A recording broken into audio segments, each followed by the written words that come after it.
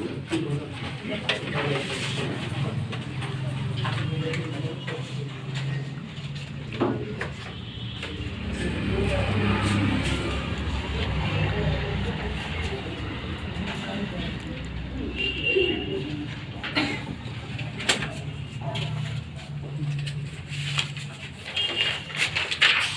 Morning students. आज हम लोग बहुत ही बेहतरीन चैप्टर जो इंट्रोगेटिव वर्ड्स है, इंट्रोगेटिव वर्ड्स पे चर्चा करेंगे और इंटर 11th के लिए और 12th के लिए सबसे वरदान साबित होता है। ठीक है, मोस्ट ऑफ द स्टूडेंट्स जो समझ नहीं पाते हैं वो कारण ये होता है कि उन लोगों को इंट्रोगेटिव वर्ड्स जितने हैं उसका यूज नहीं जानते हैं। और आज मैं बात जो करने वाला हूँ वो इंट्रोगेटिव वर्ड्स पे बात करने वाला हूँ। सबसे पहले आप लोगों को ये बताना है कि टोटल इंट्रोगेटिव वर्ड्स कितने हैं। आप बताइए टोटल कितने हैं? 9 है। टोटल इंट्रोगेटिव वर्ड्स 9 है। पहले आप मेरे को ये बताइए, जो पीछे बैठे हैं लोग, उनको ये दिखाई दे रहा है कि नहीं दिखाई दे रहा है? यस, दिखाई दे रहा है ना। इंट्रोगेटिव वर्ड्स टोटल 9 है। अब मैं जो चर्चा करने जा रहा हूँ वो चर्चा करने जा रहा हूं कि सबसे पहले हम जो सबसे बेहतरीन है वर्ड WHO हु, इस हु का हम कैसे यूज करते हैं।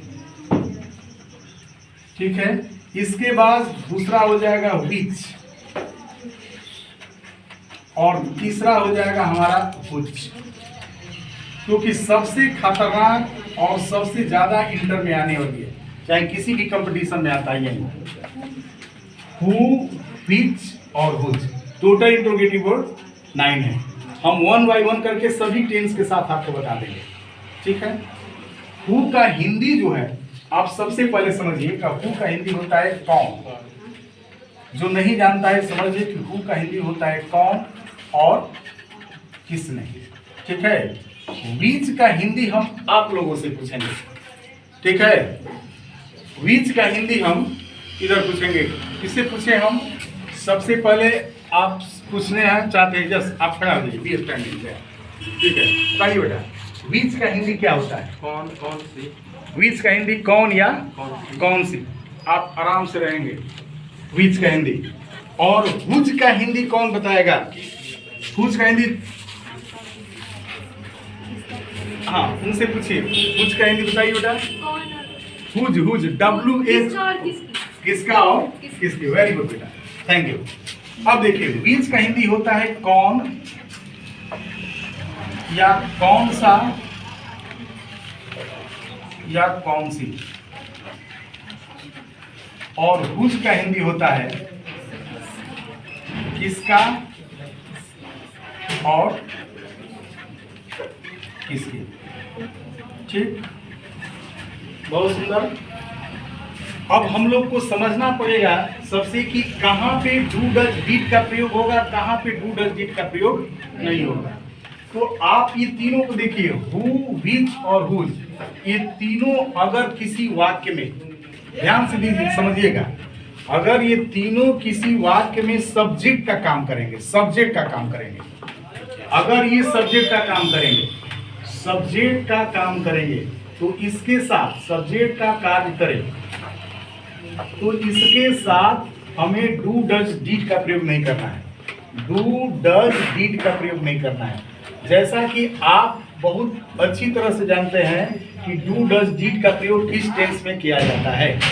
ठीक है, डू डज डिड। आइए हम एक लड़की से पूछते हैं कि डिड का प्रयोग किस टेंस में होता है। चलिए खड़ा हो जाइए, आप बताओ बेटा डिड का प्रयोग किस टेंस में किया जाता है? पास्ट इंडेफिनिट में बेटा, पास्ट इंडेफिनिट में डिड का यूज किया जाता है। और चलिए आप खड़ा हो जाइए, आप बताओ तो बेटा डू का प्रयोग हम किस टेंस में करते हैं? डू का प्रयोग प्रेजेंट इंडेफिनिट में करते हैं, सिंगुलर सब्जेक्ट के साथ या प्लूरल सब्जेक्ट के साथ। वेरी गुड, बैठ जाओ। ठीक है बेटा, तो सबसे पहले हमको ये जानना है कि सब्जेक्ट का कार्य करें तो डू डज डिड का प्रयोग नहीं करते हैं। अब ये बात कैसे आपको समझ कि कैसे सब्जेक्ट का बात करता है? तो देखिए, अगर आप ट्रांसलेशन में, चाहे आपके इंटर में आते हैं एग्जाम में, ठीक है, कि कौन अंग्रेजी बोलता है? कौन अंग्रेजी बोलता है?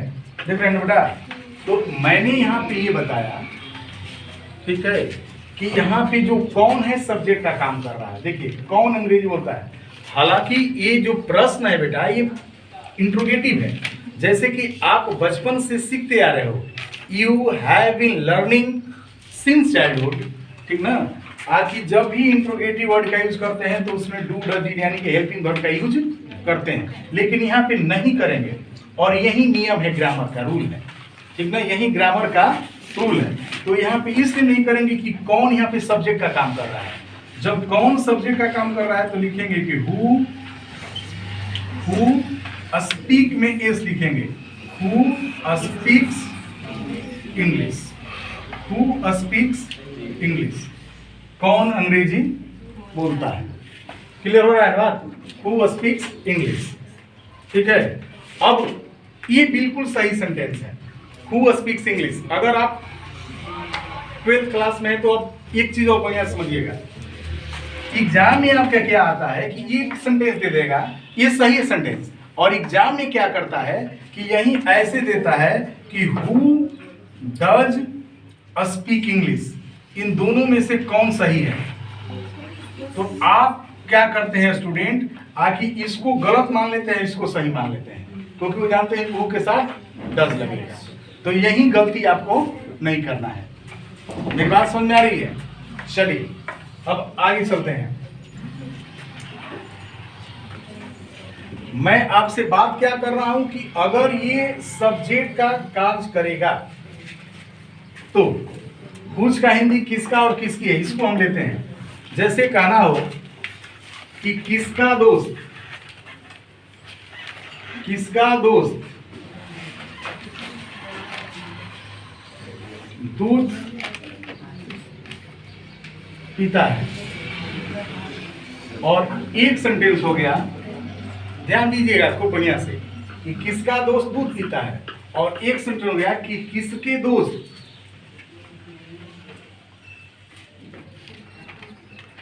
को तुम पढ़ाते हो। और ये चीजें आपको तो समझना ही पड़ेगा। अगर आप इसको समझ लेते हो तो देखिए किसका दोस्त, तो किसका दोस्त ये सब्जेक्ट का काम कर रहा है, ये सब्जेक्ट का दूध पीने वाला काम किसका दोस्त कर रहा है। इसमें helping verb do does did का प्रयोग नहीं होगा, यानी कि लिखेंगे कि हुज फ्रेंड ड्रिंक्स मिल्क, ठीक है ना, हुज फ्रेंड ड्रिंक्स मिल्क। और यहाँ पे लिखेंगे, ये देखिए ऑब्जेक्ट का काम कर रहा है, किसके दोस्त ऑब्जेक्ट का काम कर रहा है, तो किसके दोस्त को तुम पढ़ाते हो, किसके दोस्त को तुम पढ़ाते हो, तो लिखेंगे whose friend do you teach. ये बात समझ में आ रही है? ये समझ में आ रही है? अगर आपको ये समझ में आ रही है तो एक और चीज हम आपसे पूछेंगे, ठीक है, उसको क्लियर करिएगा थोड़ा सा, ठीक है। आप ये समझिए, एकदम ध्यान दीजिएगा खूब अच्छी तरह से, कि जो वर्ड होता है WHOM हुम, जिसको हुम कहते हैं, इसका हिंदी होता है किसके। क्या हिंदी होता है? एकदम बेहतरीन ढंग से समझने की कोशिश करिएगा। WHM हुम मतलब किसके, और यहाँ पे हम किसके होता है। अगर हम कहते हैं कि किसके बहन के साथ वह खेलता है, किसके बहन के साथ वह खेलता है, किसके बहन के साथ वह खेलता है, ठीक ना। तो हिंदी है हुम, किसके, और यहाँ पे किसके बहन का इंग्लिश हम लिखेंगे हुज। एक कौन बताएगा कि क्यों? इधर देखिए, कोई भी लड़की बताए कि यहाँ पे बेटा है हुम का हिंदी किसके, तो कौन बताएगा कि किसके का इंग्लिश हुज क्यों लिख रहे हैं हम? कोई भी लड़का आप बताएंगे बेटा, बोलो। क्योंकि ऑब्जेक्ट है किसकी बहन के साथ, और वह वहाँ पे सब्जेक्ट ऑब्जेक्ट है बेटा, बैठ जाओ। इधर कोई?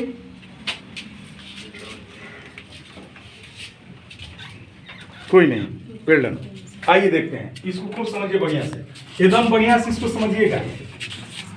जब किसके के जस्ट बाद बेटा, किसके हिंदी अगर रहता है, बहुत बेहतरीन चीज समझा रहे हैं, ठीक ना। किसके के जस्ट बाद अगर कोई नाउन रहता है, नाउन, देखिए देखिए, किसके के बाद जस्ट बहन है ना, बहन, किसके भाई, किसके दोस्त, किसके कलम, तो कब किसके के बाद जस्ट नाउन रहता है तो इस किसके का इंग्लिश हम हुज लिखते हैं। क्या लिखते हैं? हुज। हुज प्लस इस नाउन का हिंदी, ध्यान दीजिएगा, एकदम मार्केबल चीज।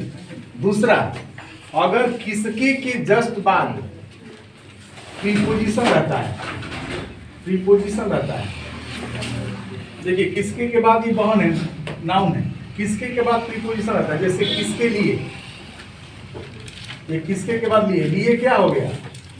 प्रीपोजिशन हो गया ना, किसके के लिए प्रीपोजिशन हो गया। तो जब प्रीपोजिशन रहता है तो इस किसके का इंग्लिश हुम लिखते हैं, यानी कि हुम, फॉर हुम हो जाएगा। मेरी बात समझ आ रही है? ये क्लियर हो रहा है?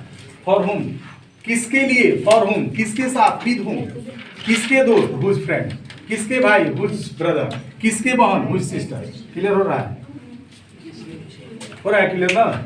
तो इस बात को थोड़ी समझने की कोशिश करिए, और लिख नहीं सकते हैं इसको, आप केवल माइंड में इसको सेट कर सकते हैं, कंसेप्ट क्लियर करिए।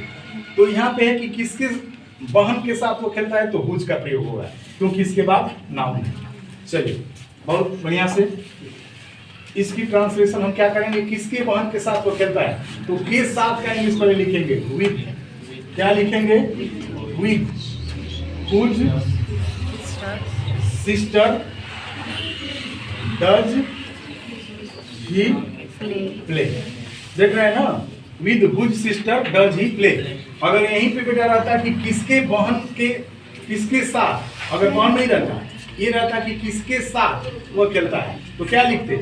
With whom does he play. ये बात समझ में आ रही है? कोई दिक्कत नहीं है। अब हम एक सेंटेंस यहाँ पे लिखेंगे और आपसे पूछेंगे, ठीक है? ध्यान दीजिएगा खूब अच्छी तरह से।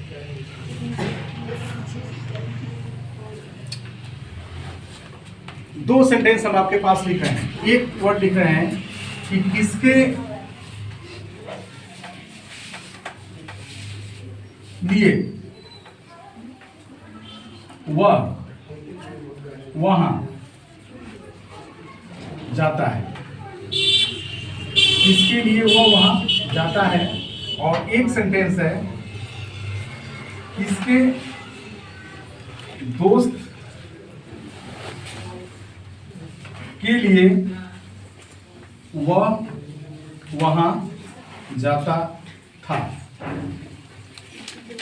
ये सेंटेंस पास्ट इंडिफिनिट में हो गया, इसमें डिड लगेगा, याद रखिएगा, ठीक ना। अब ये सेंटेंस है किसके लिए वह वहां जाता है, इसको खूब बढ़िया से बताइए, टेंशन नहीं लेना है, एकदम रिलैक्स मूड में। किसके लिए, फॉर होम, किसके लिए वो वहां जाता है।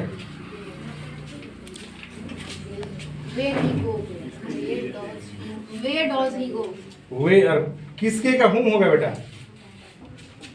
For whom? हाँ, for whom does he go there, for whom does he go there. और इसका कौन बताएगा इधर?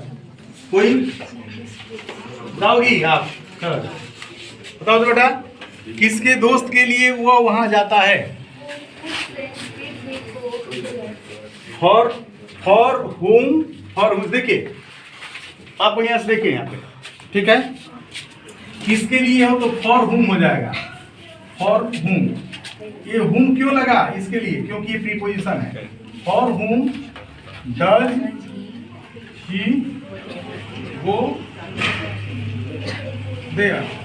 और किसके दोस्त के लिए है तो क्या लिखेंगे? और whose friend does, sorry, did he go there. ये बात समझ में आ रही है ना? ठीक, तो हम लोगों ने ये interrogative word who, which, whose और चौथा whom पे चर्चा की, और सबसे ज्यादा कठिन यही होता है। 4 5 जो है हम लोगों का वो तो एकदम इजी होता है, ये तो बचपन से सीखते आते हैं। और ये 5 कौन कौन से, कौन बता देगा? 5 जो बचा हुआ है, बसनी आप बताएंगी? नहीं बताएंगी, कौन बताएगा लड़कियों में से? Food like to. 5 और बचा हुआ है, 5 कौन सा है? ये हो गया 4, हु, व्हिच, हुज और हुम। 5 तो कौन सा इंट्रोगेटिव वर्ड्स बचा हुआ है? कौन बताएगा? आप बताएंगे, बताओ। How, when, where, how, when, where, what, what.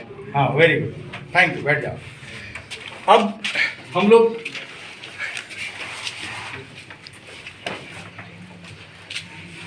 बात करेंगे कि इंट्रोगेटिव वर्ड्स जो 9 है, उस 9 इंट्रोगेटिव वर्ड्स की पूरी लैंग्वेज, यानी कि हम 11th का, 12th का, 10th का कोई भी क्वेश्चन बना सकते हैं। We can make any kind of the question by this, इसके माध्यम से, ठीक है ना?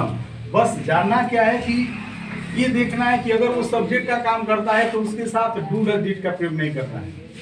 बाकी के टेंस में हो जाएगा। जैसे देखिए, अगर सेंटेंस हो जाए कि कौन सा लड़का सुबह से दौड़ रहा है, सुबह से दौड़ रहा है, ये सेंटेंस देखिए, तो अब इसमें हेल्पिंग वर्ब का यूज हो जाएगा। भले कौन सा लड़का जो है, कौन सा लड़का जो है भले ही ये सब्जेक्ट का काम कर रहा है, लेकिन ये प्रेजेंट इंडिफिनिट टेंस में नहीं है। ये किस टेंस में है? कौन बताएगा?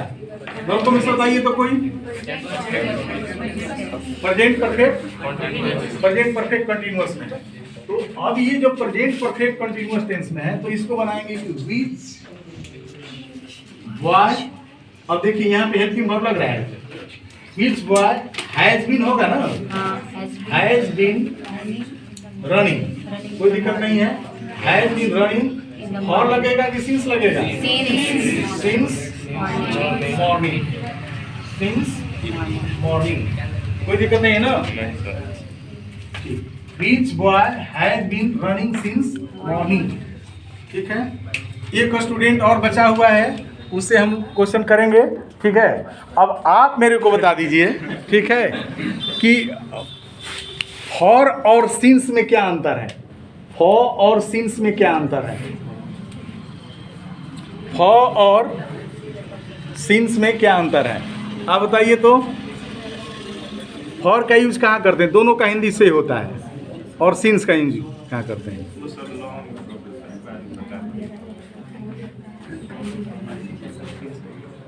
आप कुछ भी बोलो बेटा।